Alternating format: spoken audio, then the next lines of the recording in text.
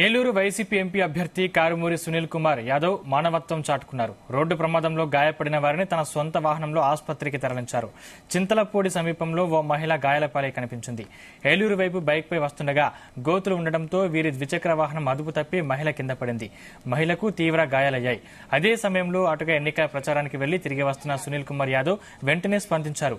క్షతగాత్రుల పరిస్థితులను చూసి వారికి మనోధైర్యం కల్పించి వారిని దగ్గరుండి చింతలపూడి ఆసుపత్రికి తన సొంత వాహనంలో తరలించారు. వారికి త్వరితగతిన మెరుగైన వైద్యం అందించాలని వైద్యులను కోరారు.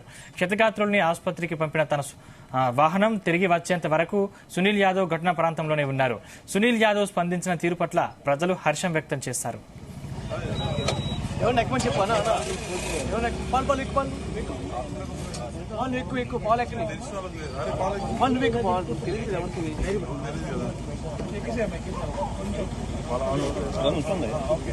అన్నా వాళ్ళు ఎవరు లేరా ఎక్కువ చెప్పండి.